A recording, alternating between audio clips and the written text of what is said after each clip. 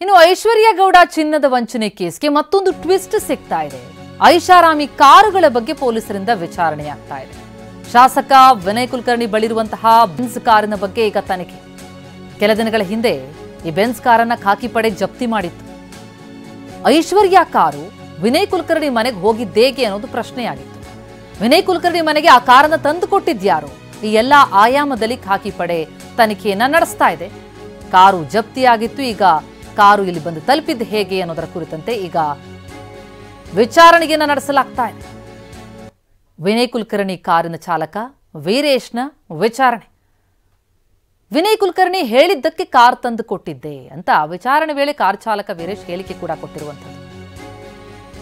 Car ನೀಡೋದಕ್ಕೆ ವಿನಯ್ ಕುಲಕರ್ಣಿ ಅವರೇ ಹೇಳಿದ್ದು.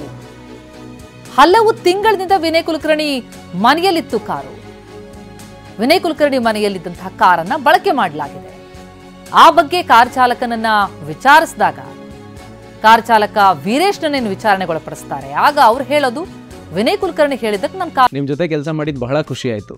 ನೀವೇ ಬೆಸ್ಟ್ ಬಾಸ್. ಇಷ್ಟು ಮ್ಯಾನೇಜರ್ ಆಗಿದ್ದೆ, ಇನ್ನು ಮುಂದೆ ಬಾಸ್ ಆಗ್ತೀನಿ. ಹೇಗೆ? Boss Vala B the boss. Car ತಂದು ಕೊಟ್ಟಿದ್ದೆ ಅಂತ ವಿಚಾರಣೆ ವೇಳೆ ಕಾರ್ ಡ್ರೈವರ್ ವೀರೇಶ ಹೇಳಿಕೆಯನ್ನು ಕೊಟ್ಟಿದ್ದಾರೆ. ಕಾರ್ ನೀಡುವಂತೆ ವಿನಯ್ ಕುಲಕರ್ಣಿ ಅವರೇ ಹೇಳಿದ್ರು. ಹಲವು ತಿಂಗಳಿಂದ ವಿನಯ್ ಕುಲಕರ್ಣಿ ಮನೆಯಲ್ಲಿತ್ತು ಕಾರು. ಆ ಕಾರನ್ನ ಬಳಕೆ ಮಾಡಲಾಗಿದೆ ಅಂತ ಕಾರ್ ಚಾಲಕ ಹೇಳಿಕೆಯನ್ನು ಕೊಟ್ಟಿದ್ದಾರೆ.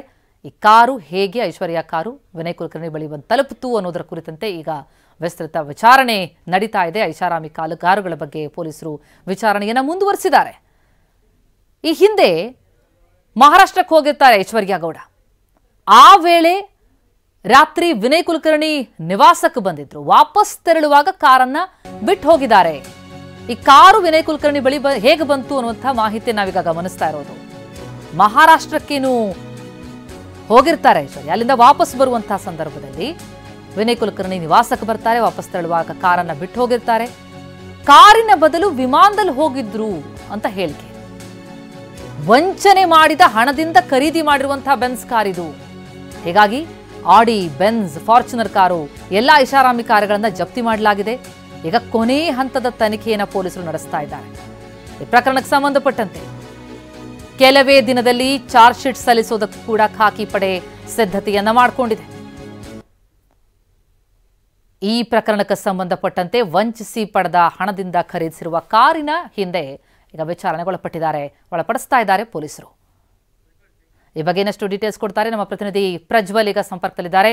ಪ್ರಜ್ವಲ್, ಈ ಐಶ್ವರ್ಯಾಳ ಈ ಚಿನ್ನದ ವಂಚನೆ ಪ್ರಕರಣ ಏನಿದೆ, ಆ ವಂಚನೆಗೆ ಸಂಬಂಧಪಟ್ಟಂತೆ ಕಾರುಗಳನ್ನೇನು ಜಪ್ತಿ ಮಾಡಲಾಗಿದೆ, ಇದಕ್ಕೆ ಸಂಬಂಧಪಟ್ಟಂತೆ ಈಗ ಯಾವ ಹಂತದಲ್ಲಿದೆ ವಿಚಾರಣೆ? ಕಾರ್ ಹೇಗೆ ತಲುಪ್ತು ವಿನಯ್ ಕುಲಕರ್ಣಿಗೆ? ಏನ್ ಲಿಂಕು ಈ ಪ್ರಕರಣದಲ್ಲಿ?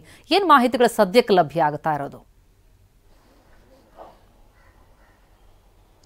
ಪ್ರತಿಮಾ, ಈ ಕೇಸ್ ಬೆಳಕಿಗೆ ಬಂದ ನಂತರ ಐಶ್ವರ್ಯ ಗೌಡ ಅವಳ ಬ್ಯಾಂಕ್ ಅಕೌಂಟ್ ಆಗಿರ್ಬೋದು ಮತ್ತೆ ಅವರು ಖರೀದಿ ಮಾಡಿದಂತ ಕಾರುಗಳು, ಪ್ರಾಪರ್ಟಿಗಳು ಎಲ್ಲದನ್ನು ಪೊಲೀಸ್ ಅಧಿಕಾರಿಗಳು ಪತ್ತೆ ಮಾಡುವಂತ ಸಂದರ್ಭದಲ್ಲಿ ಒಂದು Mercedes Benz car Vinay Kulkarni ಅವರು ಬಳಸ್ತಿರ್ತಾರೆ. ಹೀಗಾಗಿ ಅವರ ಕಡೆಯಿಂದನೇ ಜಪ್ತಿಯನ್ನ ಮಾಡ್ಕೊಳ್ತಾರೆ. ಆದ್ರೆ ಇಲ್ಲಿ ಒಂದು ಪಾಯಿಂಟ್ ಏನಂದ್ರೆ, ವಿನಯ್ ಕುಲಕರ್ಣಿ ಮನೆಗೆ ಹೋಗಿ ಕಾರನ್ನ ಜಪ್ತಿ ಮಾಡೋದಿಲ್ಲ. ಅದಕ್ಕಿಂತ ಮೊದಲೇ ಕಾರನ್ನೇ ರಾಜರಾಜೇಶ್ವರಿ ನಗರ ಪೊಲೀಸ್ ಠಾಣೆಗೆ ಕರ್ಕೊಂಡ್ಬಂದು, ಅಂದ್ರೆ ತೆಗೆದುಕೊಂಡು ಬಂದು ಅಲ್ಲಿಗೆ ಪೊಲೀಸರ ವಶಕ್ಕೆ ನೀಡಲಾಗಿತ್ತು. ಆದ್ರೆ ಈ ಕಾರನ್ನ ಯಾರು ತಂದ್ಕೊಟ್ಟ ಚಾಲಕ, ಅವನನ್ನ ವಿಚಾರಣೆ ಮಾಡಿದಂತ ಸಂದರ್ಭದಲ್ಲಿ ವಿನಯ್ ಕುಲಕರ್ಣಿ ಅವರ ಪರ್ಸನಲ್ ಡ್ರೈವರ್ ಏನಿದ್ದಾನೆ ವೀರೇಶ್ ದಳವಾಯಿ ಅಂತ, ಈತ ಹೇಳಿದಕ್ಕೆ ತಂದೆ ಅಂತೇಳಿ ಅವನೊಂದು ಹೇಳಿಕೆಯನ್ನು ಕೊಟ್ಟಿದ್ದ. ಅದೇ ಕಾರಣಕ್ಕೋಸ್ಕರ ವೀರೇಶ್ ದಳವಾಯಿಯನ್ನ ವಿಚಾರಣೆಯನ್ನ ಮಾಡಲಾಗಿದೆ. ಈತನ ವಿಚಾರಣೆ ವೇಳೆ ಸುಮಾರು ಒಂದು 7-8 ತಿಂಗಳ ಹಿಂದೆ ಇವರು ಮಹಾರಾಷ್ಟ್ರದ ಒಂದು ದೇವಸ್ಥಾನಕ್ಕೆ ಹೋಗಿರ್ತಾರೆ ಐಶ್ವರ್ಯ ಗೌಡ ಅವರು.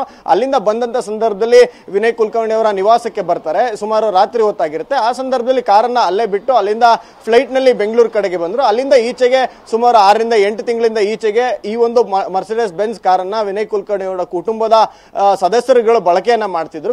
ವಿನಯ್ ಕುಲಕರ್ಣಿ ಅವರು ಸಹಿತ ಬಳಕೆಯನ್ನ ಮಾಡ್ತಿದ್ರು. ಯಾವಾಗ ಕೇಸ್ ಆಯ್ತು ಅವಾಗ ಈ ಕಾರನ್ನ ಪೊಲೀಸ್ನರಿಗೆ ತಗೊಂಡೋಗಿ ಕೊಡಿ ಅಥವಾ ಕಳಿಸ್ಕೊಡಿ ಅಂತ ಹೇಳಿ ತನಗೆ ಹೇಳಿದ್ರು. ಹೀಗಾಗಿನೇ ತಾನು ಕಳಿಸ್ಕೊಟ್ಟೆ ಅಂತ ಹೇಳಿ ಹೇಳಿದ್ರು. ಇಲ್ಲಿ ಒಂದ್ ಕಡೆ ಈ ಒಂದು ಕಾರನ್ನ ಜಪ್ತಿ ಮಾಡಬೇಕಾಗಿತ್ತು, ಅದಾಯ್ತು. ಮತ್ತೆ ವಿನಯ್ ಕುಲಕರ್ಣಿ ಅವರಿಗೂ ಐಶ್ವರ್ಯ ಗೌಡನಿಗೂ ಇಬ್ಬರಿಗೂ ಸಹಿತ ಒಂದು ವ್ಯಾವಹಾರಿಕ ಸಂಬಂಧಗಳು ಇದ್ವು ಅನ್ನೋದಕ್ಕೆ ಈ ಒಂದು ಸ್ಟೇಟ್ಮೆಂಟ್ ಗಳಾಗ್ಬೋದು. ಮತ್ತೆ 7-8 ತಿಂಗಳಿಂದ ಒಂದು ಐಷಾರಾಮಿ ಕಾರನ್ನ ಸುಮಾರು 1 ಕೋಟಿಗೂ ಹೆಚ್ಚು ಬೆಲೆ ಬಾಳುವಂತ ಕಾರನ್ನ ಅವ್ರ ಹತ್ರ ಬಿಟ್ಟಿದ್ದು ಯಾಕೆ ಅನ್ನೋದು ಪ್ರಶ್ನೆಗಳು ಸಹಿತ ಇತ್ತು. ಇದ್ರ ಬಗ್ಗೆ ಈಗ ತನಿಖೆ ವೇಳೆಯಲ್ಲಿ ಒಂದಷ್ಟು ಸ್ಟೇಟ್ಮೆಂಟ್ಗಳನ್ನ ಮಾಡ್ಕೊಂಡಿದ್ದಾರೆ. ಮುಂದಿನ ಹಂತದಲ್ಲಿ ಈ ವಿನಯ್ ಕುಲಕರ್ಣಿ ಅವರು ಹೇಳಿದಕ್ಕೆ ತಂದು ಕೊಟ್ಟೆ ಅನ್ನೋ ಸ್ಟೇಟ್ಮೆಂಟ್ ಏನಿದೆ, ಇದರಿಂದ ಮುಂದುವರೆದ ಭಾಗವಾಗಿ ವಿನಯ್ ಕುಲಕರ್ಣಿ ಅವರನ್ನು ವಿಚಾರಣೆಗೆ ಒಳಪಡಿಸಿದ್ರೆ ಒಳಪಡಿಸಬಹುದು. ಇದು ತನಿಖಾ ತಂಡಕ್ಕೆ ಬಿಟ್ಟಂತ ವಿಚಾರವಾಗಿದೆ. ಸದ್ಯಕ್ಕೆ ಆ ಕಾರಿನ ಮೂಲ ಮತ್ತೆ ಆ ಕಾರಿ ಖರೀದಿ ಮಾಡಿದಂಥದ್ದು ಐಶ್ವರ್ಯ ಗೌಡ ಪತಿಯ ಹೆಸರಲ್ಲಿ ಇತ್ತು. ಹೀಗಾಗಿ ಆ ಎಲ್ಲದನ್ನು ಕೂಡ ಜಪ್ತಿ ಮಾಡ್ಕೊಳ್ಳುವಂತ ಕೆಲಸವನ್ನ ಅಧಿಕಾರಿಗಳು ಮಾಡ್ಕೊಂಡಿದ್ದಾರೆ. ಪ್ರತಿಮಾ, ಥ್ಯಾಂಕ್ ಯು ಪ್ರಜ್ವಲ್ ತಮ್ಮೆಲ್ಲ ಮಾಹಿತಿಗೆ.